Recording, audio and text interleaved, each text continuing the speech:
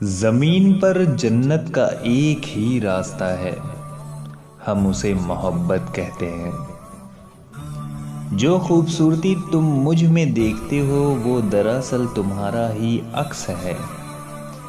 درویشوں کے علاوہ دنیا کی باقی لوگ بچوں کے مانند ہیں جو دنیا کے کھیل میں مگن لگے ہیں۔ پیر کے دل پر نقش خداوندی ہوتا ہے اور مرید کے دل پر پیر کا نقش ابھرتا ہے۔ جدائی کا ایک لمحہ عشق کے نزدیک 1 سال کے برابر ہے۔ ٹوٹا ہوا دل خدا کی توجہ کھینچتا ہے، خوش نصیب ہے وہ روح جو خدا کے لیے روتی ہے۔ ہر اگنے والی چیز یہ بتاتی ہے کہ انسان جو بیچتا ہے وہی کاٹتا ہے۔ اے میرے دوست، اگر تو سمجھدار ہے تو محبت کے سوا کچھ نہ بیجنا۔ پرسکون وہ ہے جس کو کم یا زیادہ کی فکر نہیں۔ اگر تمہیں زندگی کی حقیقت معلوم ہو جائے تو بے شک تم کوئی اور ساتھی نہ چنو گے سوائے اللہ اور اس کی محبت کے۔ عشق وفادار ہے اور وفادار ہی کا خریدار ہے۔ عشق آیا تو عقل بیچاری بیکار ہو گئی، سورج نکلا تو شمع کی کوئی حقیقت ہی نہ رہی۔ اللہ تعالیٰ جب کسی بندے سے ناراض ہوتا ہے تو اسے پاکیزہ لوگوں کی عیب جوئی میں مشغول کر دیتا ہے۔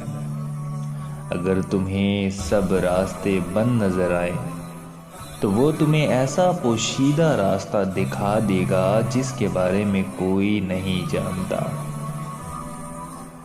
آئینہ کو حقیقت نہ سمجھو، تمہاری اصل تصویر تمہارے دل میں ہے۔ جاہل، احمق اور بدکردار سے اچھے مشورے کی توقع ہرگز مت کرنا۔ اللہ کے ولیوں کو رب کی طرف سے طاقت حاصل ہے کہ وہ کمان سے نکلے ہوئے تیر کو بھی واپس کر دیتے ہیں۔ محبت نہ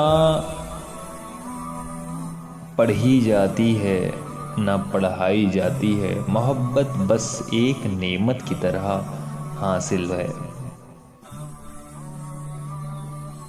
اگر میرا علم مجھے انسانیت سے محبت کرنا نہیں سکھاتا تو ایک جاہل مجھ سے 1000 درجے بہتر ہے۔ جدائی ان کے لیے ہے جو آنکھوں سے پیار کرتے ہیں، دل سے محبت کرنے والے کے لیے جدائی کوئی معنی نہیں رکھتی۔ اللہ والوں کی باتیں سکون قلب عطا کرتی ہے اور اہل ظاہر کی باتیں دل میں انتشار اور بے اطمینانی پیدا کرتی ہے۔ سفر سے نکلتے وقت ان لوگوں سے مشورہ نہ لیں جو کبھی گھر سے باہر ہی نہیں نکلے۔ اگر تمہارے پاس بہت زیادہ ہے تو اپنے دولت میں سے دو، اور اگر کم ہے تو اپنے دل میں سے دو۔ ہر اس آواز کو سنو جس سے تمہاری روح خوش ہو۔ آنسو وہ خون ہے جسے غم نے پانی دیا۔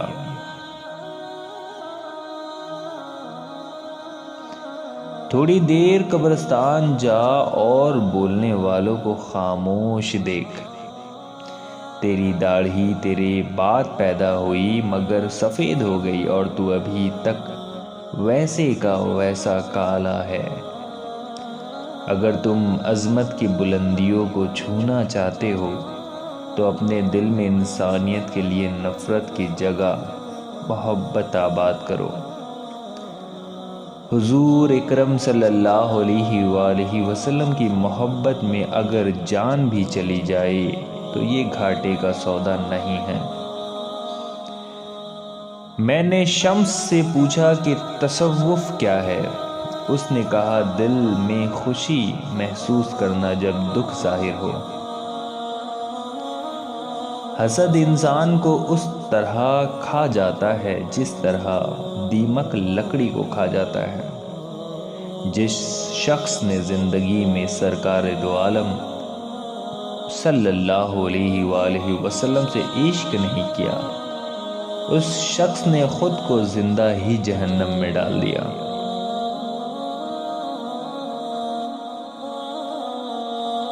پیر کامل اللہ تعالیٰ کا سایہ ہوتا ہے، گویا مرشد کا دیدار دیدار اللہ ہوتا ہے۔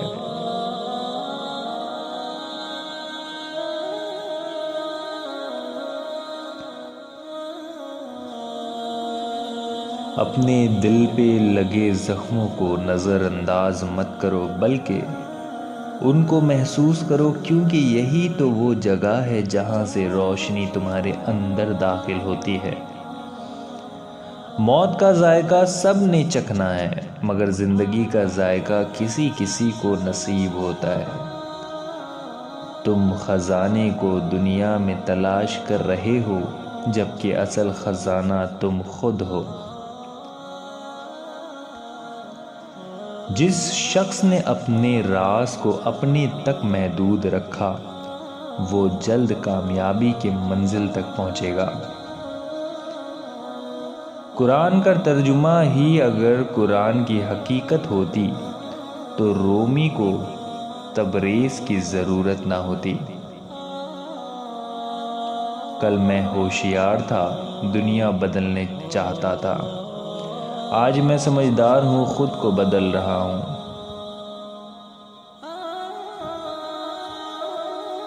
کسی نے حضرت مولانا روم رحمۃ اللہ علیہ سے پوچھا، دنیا کیا ہے؟ آپ نے فرمایا، ہر وہ چیز دنیا ہے جو تمہیں اللہ سے غافل کر دے۔ غور و فکر کرو اور خود کو مکمل بنانے کی کوشش کرو تاکہ دوسروں کا کمال تمہیں غمگین نہ کرے۔ خاموش رہو، صرف خدا ہی تمہارے دل کا بوجھ ہلکا کر سکتا ہے۔ سچائی کی بہت سے راستے ہیں، لیکن میں نے جو راستہ چنا وہ محبت کا ہے۔ روح کی خیر خواہی کی ایک اعلیٰ ترین قسم یہ ہے کہ اپنے ساتھ تنہا رہنا ہی آپ کی حقیقی خوشی ہے۔ جو اپنے آپ سے قریب نہیں ہوتا وہ کسی اور چیز سے قریب نہیں ہوتا۔ محبت کے بغیر ہر موسیقی سور ہے، ہر رقص پاگل پن ہے اور ہر عبادت بوجھ ہے۔ تمہاری پریشانیاں تمہاری بے ادبی اور ناشکری سے جڑی ہوئی ہے۔